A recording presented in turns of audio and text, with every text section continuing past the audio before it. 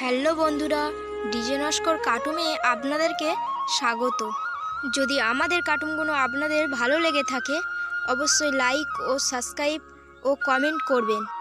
এক গ্রামে শিবু নামের ও তার বউ তার নাতিকে নিয়ে বসবাস করে। শিবুর নাতি একদিন শিবুকে বলে, দাদু, একটা গল্প শোনাও না দাদু। ঠিক আছে, তুই যখন এত করেই বলছিস, আমার জীবনে এক ঘটে যাওয়া কাহিনী আমি তোকে শোনাচ্ছি।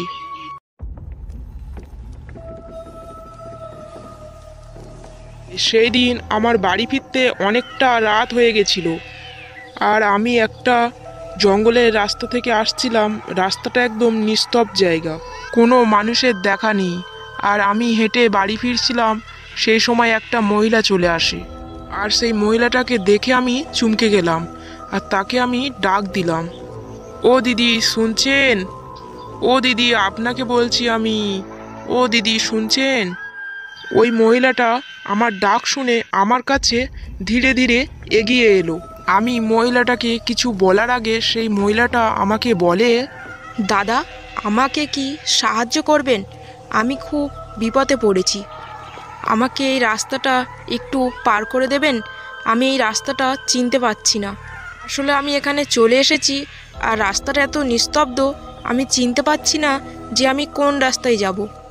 বেশ, আমি আপনাকে নিয়ে যাচ্ছি। এখান থেকে বেশ খানিকটা পথ। আপনি যদি একা যান তাহলে রাস্তা ভুলে যাবে। আপনি আমার সাথে আসুন। মহিলাটি আমার কথা শুনে আমার সাথে হেঁটে চললেন। দাদা, আমার খুব ভয় লাগছে। আমি কি আপনার হাতটা কি ধরতে পারি? আসলে আমার খুব ভয় লাগছে, তাই বলছিলাম।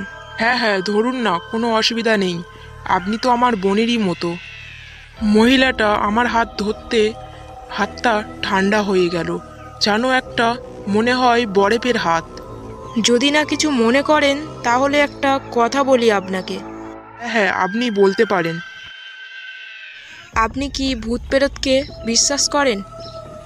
আচ্ছা, যে আপনার সাথে হাঁটছে সে যদি জীবিত না হয়ে যদি সে ভূত হয় তাহলে কি আপনি ভয় পাবেন?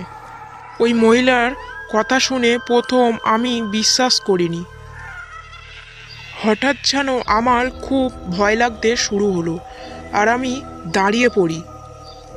মহিলাটা একটু আগে আমার পিছনে আসছিল, আর আমি দাঁড়িয়ে দেখি যে মহিলাটা আমার পিছনে আর নেই।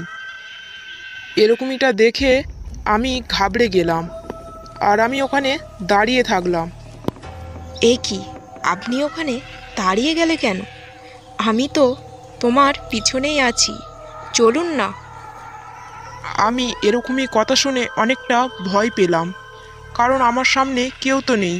তাহলে সেই মহিলাটা কথা বলছে কি করে? আমি সামনের দিকে তাকিয়েছি, ব্যাস, সাথে সাথে মনে হলো আমার হৃৎবিন্দুটা ছিঁড়ে আমার হাতের মধ্যে চলে এসেছে। আমি তখন দেখলাম ওই মহিলাটি শাকচুন্নি হয়ে যায়। আমার দিকে শাকচুন্নিটা একভাবে চেয়ে রইল, আর এই দিকে যেন শাকচুন্নিটি এগিয়ে আসছে, আর আমি অনেকটা ভয় পেলাম। কি রে, তোর এবারে ভূতে বিশ্বাস হলো তো? আমি এই সামনের গাছে গোলায় দড়ি দিয়ে মরেছিলাম, আর আজকে সকালেই মরেছি, কারণ আমার খুব বিয়ের শখ ছিল, আর আমাকে কেউ বিয়েই করছিল না। কারণ আমি দেখতে অনেকটা খানগার ছেলেরা সুন্দরী মেয়ে পেতে চায়, কিন্তু তুই আমাকে দেখে ঘৃণা করিসনি, আমাকে সাহায্যের জন্যে হাত বাড়িয়ে দিয়েছিস, আর সেই জন্যে তোর সাথে আমি এতটা পথ এলাম। দেখ, আমার কেউ মৃতদেহটা পোড়াতেও আসেনি, তুই কি আমার শেষ কাজটা করবি? কি রে, তুই ভয় পাচ্ছিস নাকি? তুই তো ভালো মানুষ, তুই ভয় পাবি কেন? আমি এরকমই দৃশ্য কখনোই দেখিনি। আমি সামনের দিকে যেই এগিয়ে যাব, সেই সময় শাকচুন্নিটা আমার দিকে এগিয়ে আসছে, আর সেই সময় আমি অজ্ঞান হয়ে যাই, আর আমার কিছু মনে নেই। আর আমি চোখ খুললাম তার পরের দিন সকালে, দেখলাম আমার গিন্নি মানে তোমাদের ঠাকুমা আমার কাছে বসে আছে। দাদু, তোমার জায়গায় আমরা থাকলে আমরা বোধহয় মরেই যেতাম।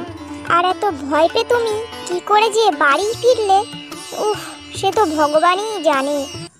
হ্যালো বন্ধুরা, আপনারা যদি আমাদের চ্যানেলে নতুন হয়ে থাকেন অবশ্যই আমাদের চ্যানেলটাকে সাবস্ক্রাইব করে রাখবেন।